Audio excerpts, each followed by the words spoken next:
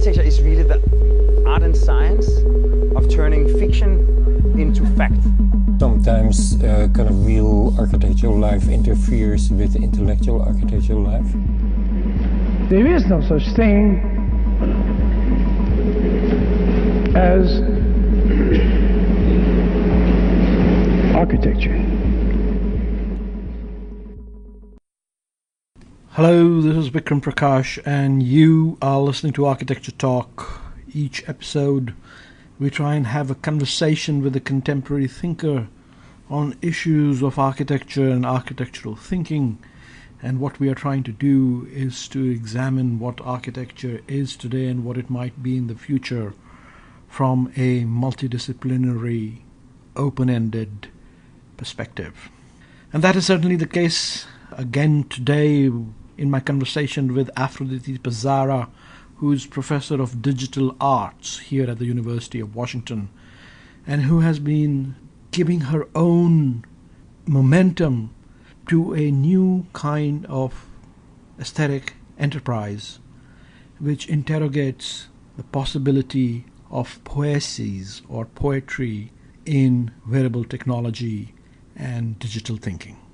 A fascinating conversation. Let's just get right into it. Welcome to Architecture Talk. Thank you for having me. So, Afroditi, we are here at Digital Arts, out in Ballard, here in Seattle. Yes. It feels like a outpost of the campus of University of Washington. Yes, it totally does. And it feels like a space station orbiting around planet University of Washington, you know? Yes, I can see that. To boldly go where no one else has ever gone before, you know, kind of like a digital frontier for aesthetic thinking. What are you doing here? What is going on here? Okay, yes, so we are at the DXArts Fab Lab facility in Ballard, which is this space of basically digital fabrication for the students that are taking DXArts classes. Yeah.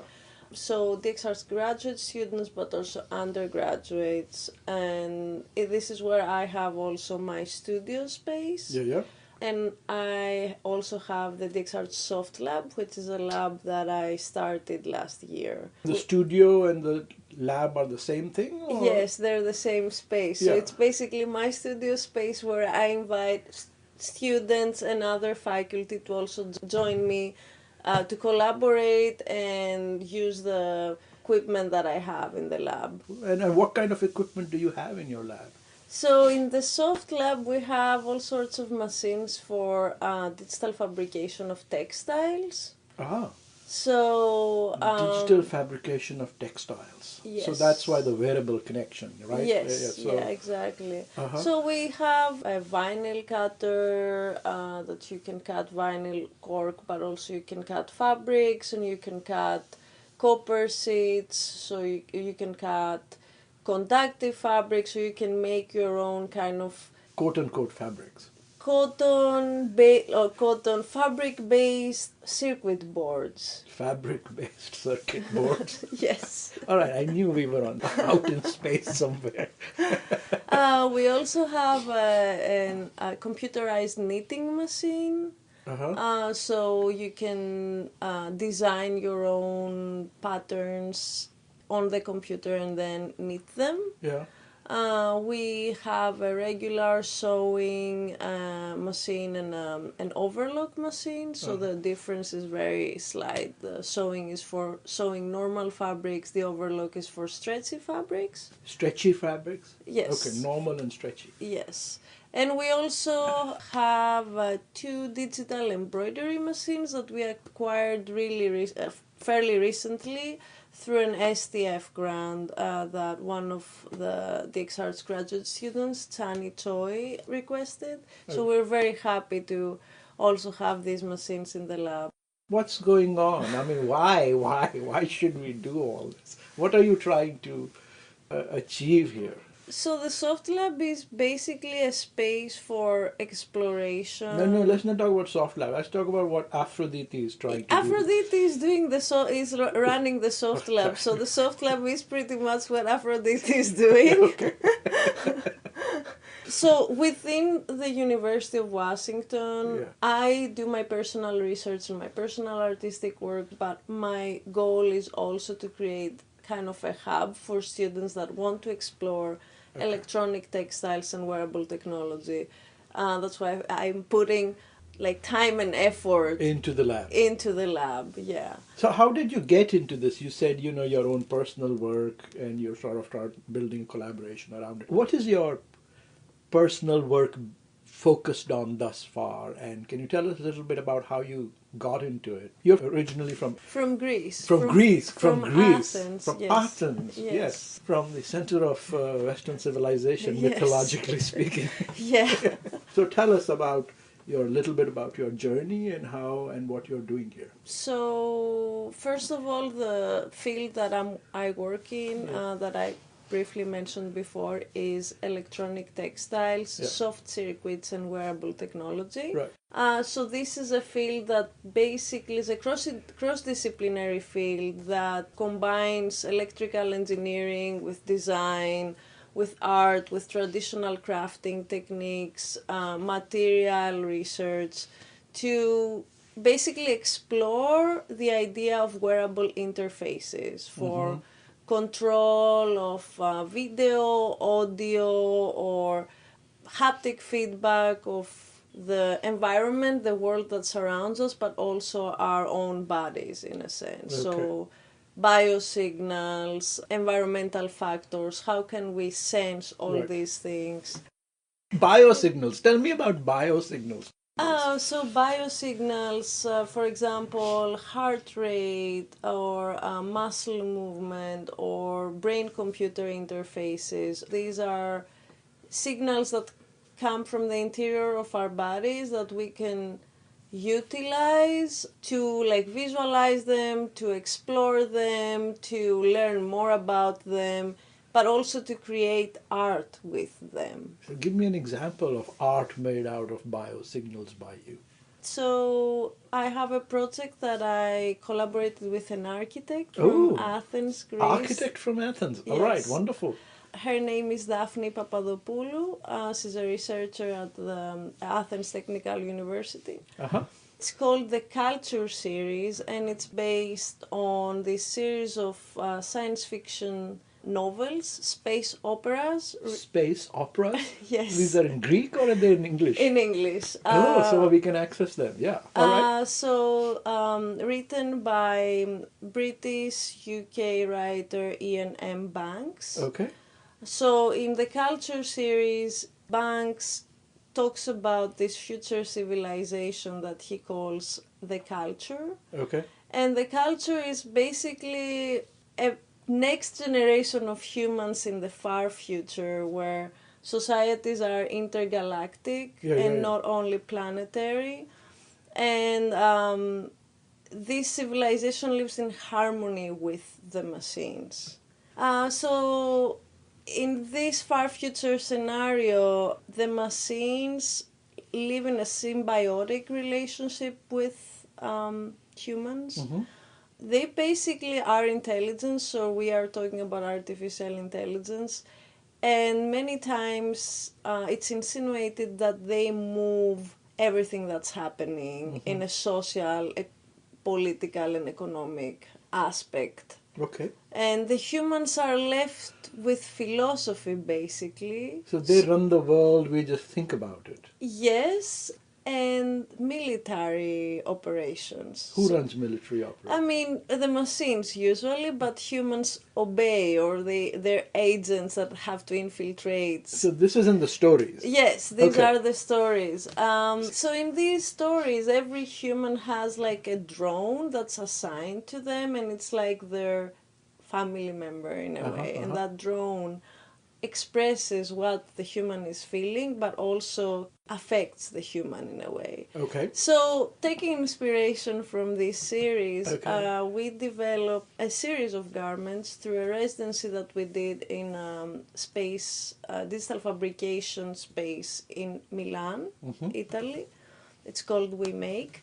So the series of garments explore parametric design combined with traditional handicrafts, and how can these two things talk about this symbiotic relationship between man and machine. So talk to me about this. So we developed two garments, a shirt and a dress, and they're both equipped with a microcontroller, like a small computer, and actuators. Actuators are basically electronic components that move. Okay. An actuator is a motor, but in this case we used an actuator called shaped memory alloys or muscle wire, which is a wire that's composed by a mixture of metals that has the ability to take a certain shape when you, like to form it in a shape and program it in that shape. And every time you heat up the wire, it returns to that shape. I see.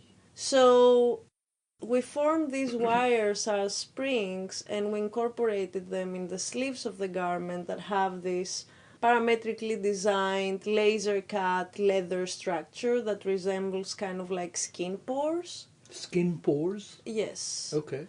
And the garments also have a heartbeat sensor, like a pulse sensor, that the user can wear in their ear, and then basically the pulse of the individual is translated into movements in the sleeves of the garment, so it's kind of like a sentient dress in a way that feeds off your biosignals. Okay, so these wires, as my heartbeat goes up, potentially contract into a certain shape. Yes. And in that sense respond to my biosignals. Yes.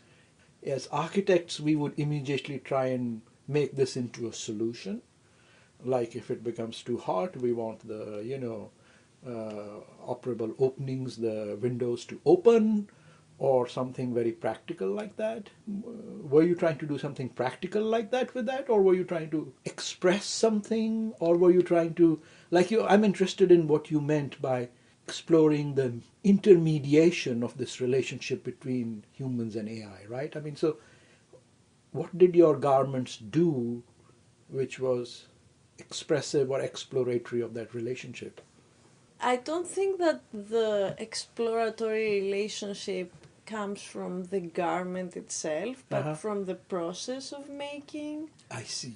So this is an open source project, so all the stages of development are published online. So it's an exploration of how to create responsive technologies that can be incorporated into garments by using parametric design and incorporating techniques from traditional handicrafts. So talk to me about that. And what we wanted to express is more a poetic representation of this relationship that can also potentially create a feedback to the individual that wears the dress. So when you feel that the sleeves of the garment are contracting, that causes your body a sensation, a strange sensation, like a familiar but also unfamiliar tension of, what I'm wearing is sort of alive in a way. Artificial alive skin, which is kind of like a correlate of working with artificial intelligence. Yes and no. I mean, we didn't go as far as artificial intelligence in this project.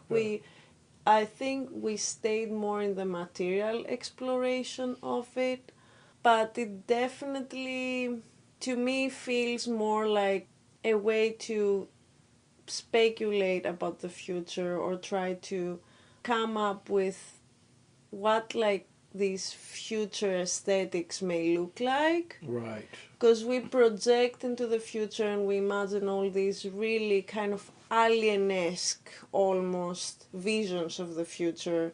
But what we propose is a lot more subtle in a way, because the whole circuitry is incorporated into the fabric in a decorative and aesthetic way. Right. So you have a mixture of like old grandmas, like traditional Right, right. crafting, Like knitting, yes. embroidery in this Embroidery, case, techniques Yeah. with like the high tech of using materials that are not very explored, or materials that, for example, you would see in a robotic structure. And the aesthetic agency, the aesthetic vehicle you're exploring, it seems like you described as you feel something that is both familiar and unfamiliar, Yes. like Heimlich and unheimlich, like the uncanny. Yes. Is that a sort of a background reference for you in Freud, or is that's just incidental? It's not incidental, but it's not something that I initially have in mind when I start creating work. But because all the wearables or the most of the things that I make, I try out myself. Uh-huh. Or I use in performances, I see that tension immediately after I've created something. Uh-huh. So it's something that, So you're your own guinea pig, first of all. yes, of course. So how did it feel when you wore that for the first time? It definitely felt hot because Hot? yes, because in order to contract the muscle wire, you basically need to heat it up I see. to a certain temperature. Uh-huh, So this uh-huh. starts heating up immediately. You feel the warmth of this thing Uh-huh, uh-huh, uh-huh. on your body. Which is also like being next to, another warm body. It comes alive. Yeah, it's a different relationship because you know that what you're feeling and what you're seeing comes from your own body. So Right. it's a response to your own interior function. Well, it is and isn't your own body. Yeah, I mean, it comes from your own body, but it's another body. Yes, yeah, that could be. Fascinating. So why were you working with an architect? Why not with a sort of materials expert in engineering or something like that? I mean, depends on the project. That specific project, because it was a residency in a digital fabrication lab, Yeah. and we wanted to use the space to produce the work, so we wanted to explore parametric design.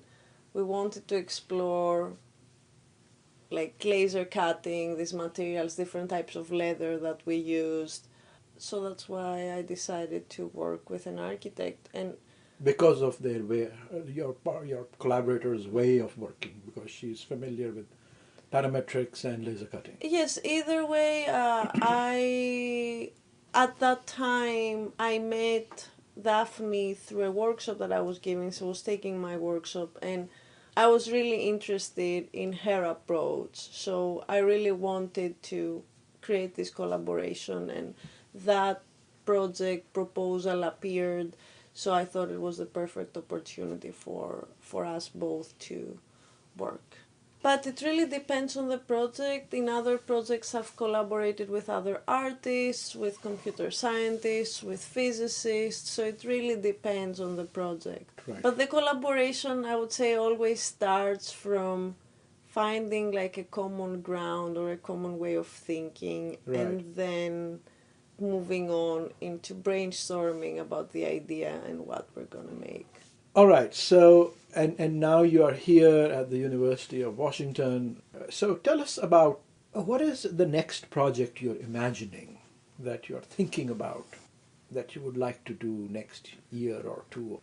I just started another collaboration, so right now I'm trying to figure out that. Okay. What's it about? I am collaborating with a choreographer and dancer that she's also teaching at the dance school. Right. Her name is Stephanie Liapis. Okay. She's a modern dance choreographer, Right. and she's currently on residency at Velocity Dance Center on Yes. Capitol Hill. Yeah. Very nice place. Yeah. So she has the space for some hours every week, and we met last week for the first time there, and we are trying to basically spend time together and experiment with different ways that electronic textiles and dance could be combined. Uh-huh. I've already worked with dancers in the past, but it was always from like a personal project being initiated and made into a performance, and then trying to find the appropriate dancer to use the garment. Right. But now it's totally different because we're both starting from scratch. So she's informing me of her practice. I am informing her of my practice through some wearables that I've created for her.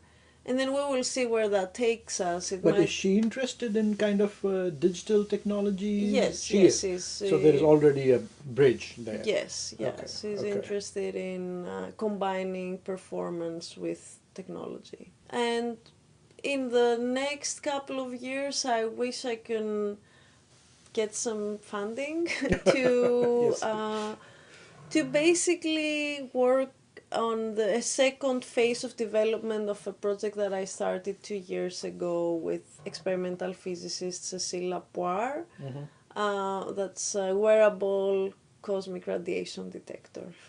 Oh yes, I remember this project. It's the project which detects Cosmic muons. Explain that to me. These are subatomic particles that are produced when high energy particles hit the Earth's atmosphere, and then they produce this electromagnetic shower. Okay. So some of the particles that are produced there are called muons. Okay. And when you detect a muon, you have a lot of chances of having detected a cosmic ray. Okay. Right. So it's like it connects to this amazing project that was just done here, right here, the LIDAR project. You remember the one where they detected gravitational waves, which were long predicted by Einstein, right? I mean, yes, but in a very DIY way, I would say. Right. Okay. What do you mean DIY way? So do it yourself. Yeah. But what's Because that was a project that was done by me and Cecile in a context of an artist residency again. Yeah. It was in the context of a European digital art collaboration between different centers and the Ars Electronica Festival in Austria. So we had 1 month and basically no assistance to kind of create that. So you didn't have a multi-million-dollar lab like these guys did. No, and we neither a great team of engineers and researchers behind Is that an us. advantage to be able to do it DIY versus sort of like super precise science? Which way would you prefer to do it? I definitely would be interested in exploring the second way as well, like being part of a lab and having resources and having time. But there's something that's very intriguing to me when you start researching on how to make a functional circuit of something and you make it yourself. There's something very satisfying. Like grandma, right?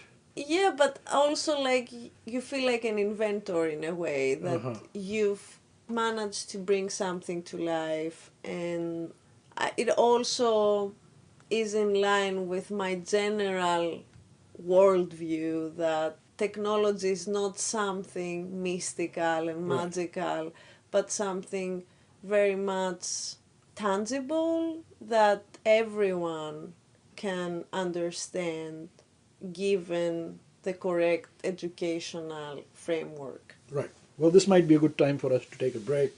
We are talking to Afroditi Psarra, who is a professor here at the University of Washington in the Digital Arts Lab out in Ballard. We'll be right back.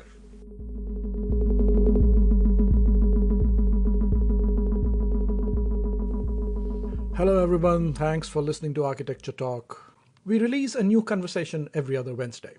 So, if you're enjoying this conversation, please do be sure to visit our website and check out some of the earlier conversations. From the website, you can also subscribe to this podcast and you can listen to the other episodes. You can also simply directly subscribe to us via Spotify or via the podcast app. And of course, we are available to be heard via any of the other podcasting apps that are available on the internet, such as Stitcher, Overcast, etc. We would also love to hear from you if you have any questions or just some comments, or even have a suggestion for a future episode. You can reach us via the contacts page on architecturetalk.org. Thank you for listening again.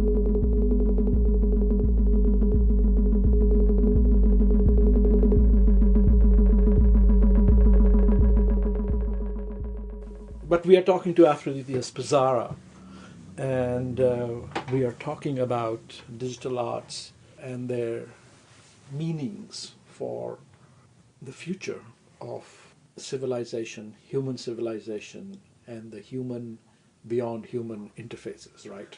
That's an interesting thought, beyond human interfaces. That's definitely something speculative design would...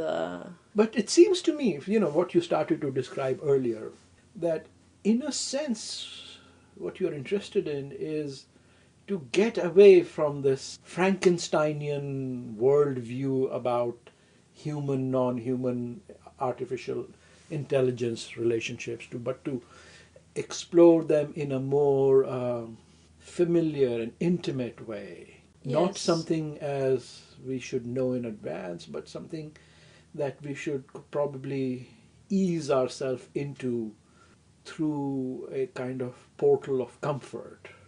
Yes, I'm really interested in intimate. Yeah. That's intimate technologies. That's Right. a really good way of putting it. I think I'm really interested in that because it's a way of exploring technology in a critical way, in a sense. When you think about what you want to make and not necessarily what you can make or what you make, how will it make profit, but what would you make? Right. So that's the question. So I'm interested in technology as a way of interpreting personal expression. Beautiful. Or viewpoints about the world. Since my work is very tied to the research of technology and new media, I am not afraid of technology itself in the future. I'm more afraid of what people make of it, you know? Yes, of course. So even though as an artist, I'm more interested in expression through that, as an educator, I'm really interested in informing the generations of young people of today and the future of how to explore technology while being critical at the mass production of it. Right. And the only way to do that is by learning how technology is produced. And I feel that this field kind of does that, the electronic textiles field. I like all these sort of terms and what you want to make versus what you can make, what is possible as humans in the world versus what can be mass produced, and the idea of being more afraid of what humans can do and will do and have done in the past with technology versus being afraid of technology as such. Yes. All right, I think that's a fascinating kind of confluence of things, and in some ways it ties with issues in architecture as well, because we are constantly talking about on the one hand the poetics of design and handcraft and things like that, but on the other hand we are quite technology obsessed ourselves, and the poetics of technology, tectonics, or even architects and planners and thinkers who like, what can we do with smart buildings, and what is the future of that is also an obsession. And I think this, what you're describing as criticality or critique or critical thinking in the midst of all this, is something that I think we are starting to wrestle with also in architecture. Not very successfully, sorry for all my architecture listeners, but But it's a difficult question. I feel we are still lost in the 20th century, where it's either, technology is going to save the planet for us, or technology is, we have to be very suspicious of it. It's a very 20th century, 19th century worldview. So I'm interested in what you mean by criticality. What do you mean by critique, and in this spectrum of what you want to do versus what you can do? I think that's something very personal as well. It's not something that you can generalize. What I want personally to see is, for example, more women in the field of technology. I want to see how people from underestimated social groups can learn how to produce their own technology. I want to see how collectives decide and use like open economies and how they produce their own networks. So these are things that I think are inherent with the idea of being critical about technology. I see. So sort of ensuring that the kind of processes and thinkings that go into the production and thinking about technology as we move into the future, making sure that ingredients that go into the making of that cake are diverse and liberal. Yes. Rather than thinking that you just make the technology and it will produce a diverse and liberal future. Yeah. Exactly. Yeah, I see. And that can also be reflected within the views of a community and not necessarily from an individual. Sure.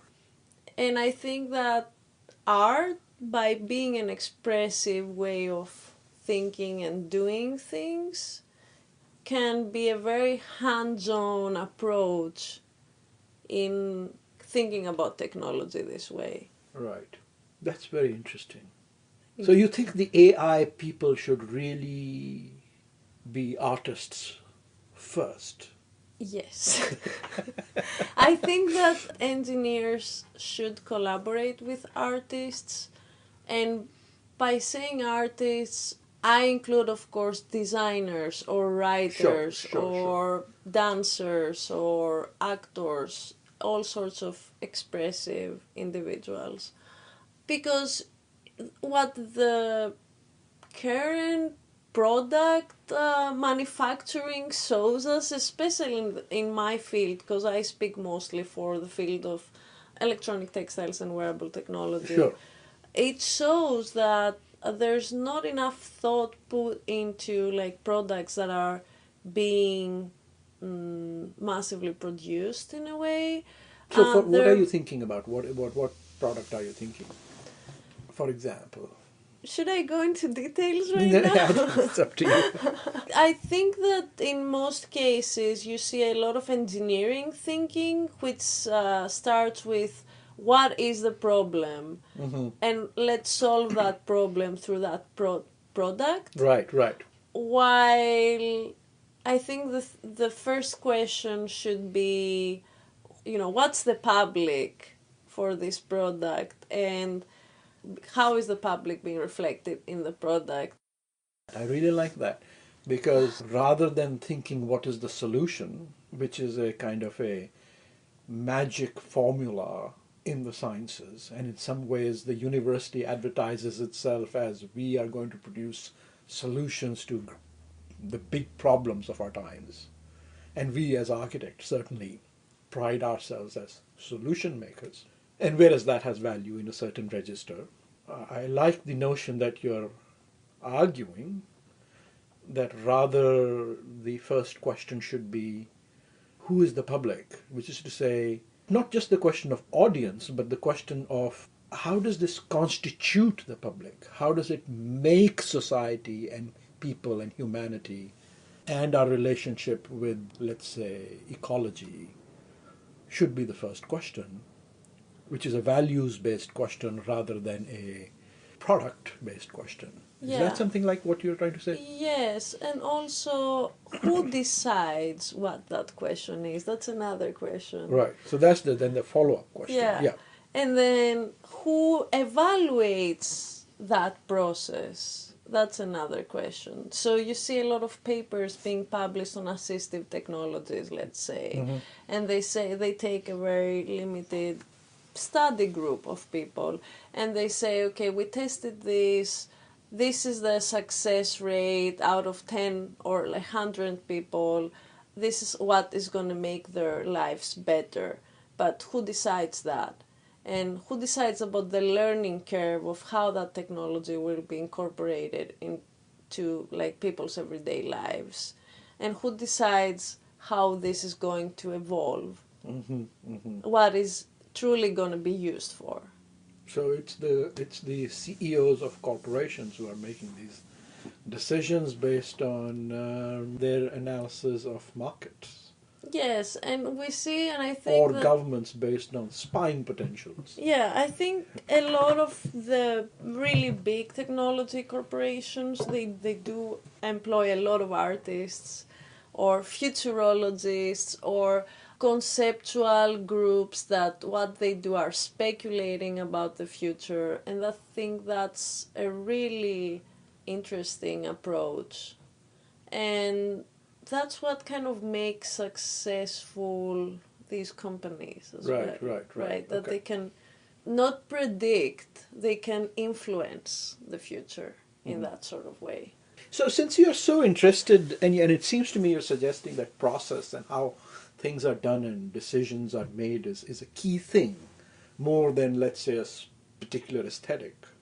I'm very interested in your sort of position and how you articulate your work in the context of the university as being actively collaborative and, for lack of a better word, interdisciplinary, which is an ethos I am very interested in also and very dedicated to. One way to think about that is interdisciplinarity means, well, you first have to have disciplines and then you bring disciplines together to focus on common problems. Another way to think about that is that important problems are actually at the edges of discipline where people from various disciplines have no expertise, neither discipline. Or there could be a third way to think about it, which is that disciplines are, of course, epistemological, institutional, fake constructions, and that knowledge never has been disciplinary.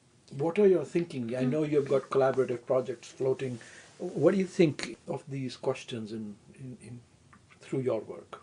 Yeah, I think the last point you raised about disciplines being constructs, I think that's an interesting point. I do understand that each discipline has its own methods and practices and research history, if you want. So if someone is in pure mathematics or pure sciences, it's a very different approach than a humanities or arts academic approach. But I do think that everyone should kind of listen to each other because everyone can learn from each other. Right. There is a professor at the University of Texas. Texas A&M. Okay, one of the Texas universities. Yeah, Roger Malina. Okay. He's an astrophysicist and he is one of the most important defenders of the idea of art and science. Okay.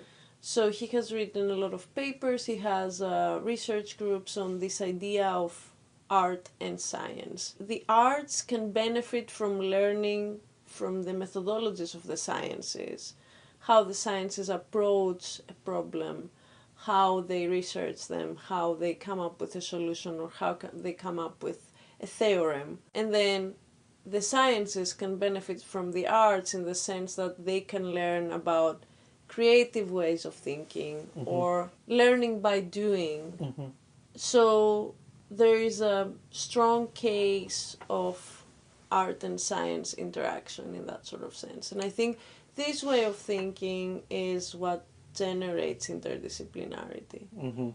The digital arts in itself is a field that is interdisciplinary. When we are talking about trained artists, that means that they're traditionally trained, but at the same time they are combining technology in their work, so they have to have an understanding of electrical engineering, of computer science, of interface design, of chemistry or biology if we're talking about the case of bioart. Right. So I think it's knowledge is everywhere, Yeah. and it should be open for everyone. Right. But I guess what I'm trying to get to is, do you call yourself an artist first and an interdisciplinary thinker second, or the other way around? I call myself an interdisciplinary artist.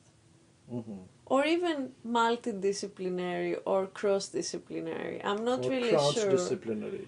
My preferred word is pre-disciplinary. Pre-disciplinary. I don't know about pre in my case. Okay. But one thing I figured out about me when I was studying 10 years ago, I was struggling to see how I could define myself. When I was doing my master's and my PhD, people would ask me, "What do you do?" And I wasn't sure what was the reply. When I would say, "I'm an artist," everyone asked me, "So do you do painting? Yeah. Or do you do sculpture?" Right. And I wasn't sure what I was doing, because I know that I was doing a lot of things at the same time. So for me, this combination of disciplines is something liberating. It allows me to not put myself in a single box. Yes. I mean, my feeling about all this is that before I entered School of Architecture, which is to say when I was pre-disciplinary, I was interdisciplinary. I was not interested in a way of looking at things. I was interested in certain interesting problems or issues in life, in particular astrophysics, question of where we are in the universe and how philosophers are thinking about it, and what does it mean to have an interface with that, and sort of the strangenesses of muons, what would you call them? Muons, and how these things affect us. And then as I got into architecture, I learned that had a very specific disciplinary history and a certain professional orientation which connected to the market and disciplinary license and so on.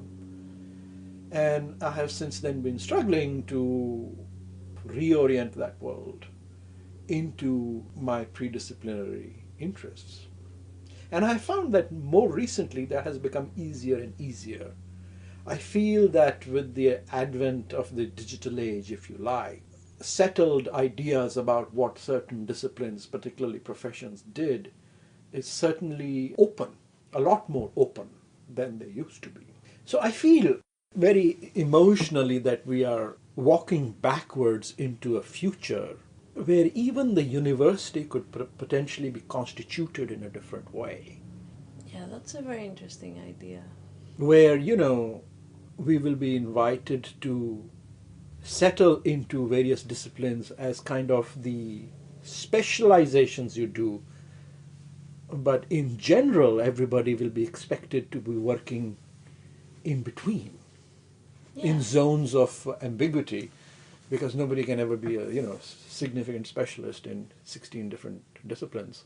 Yes, yeah, definitely. I would really like to see that happen, to tell you the truth. Yeah, me too.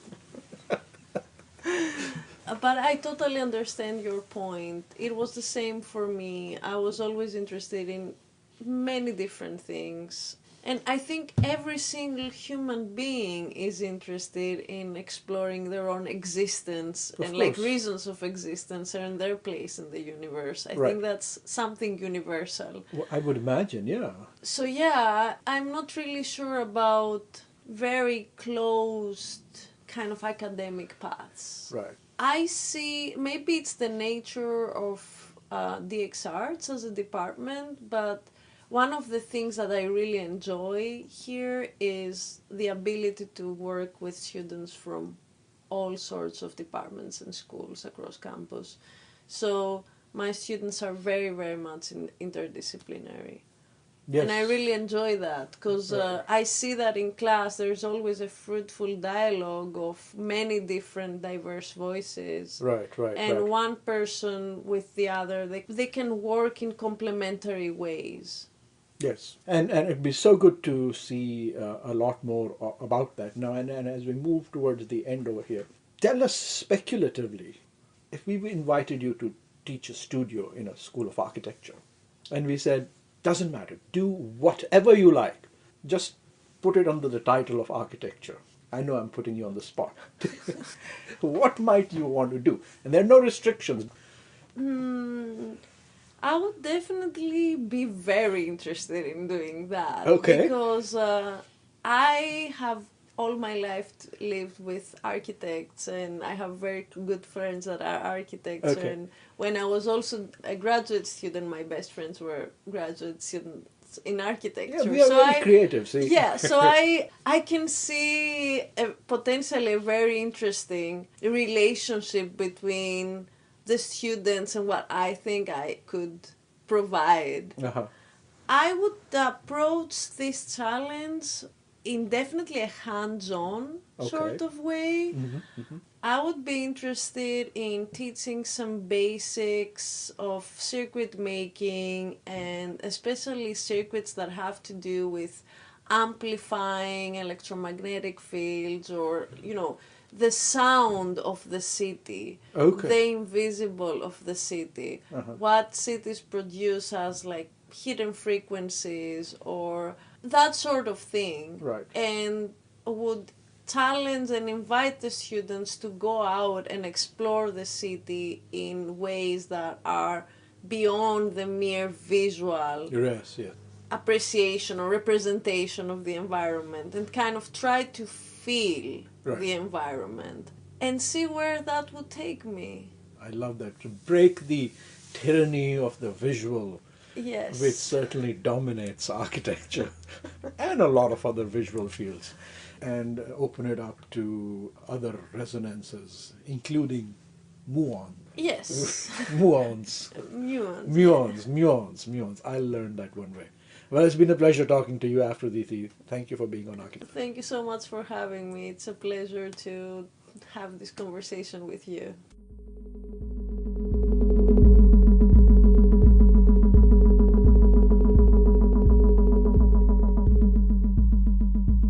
Thank you very much for listening to Architecture Talk. This is Vikram Prakash.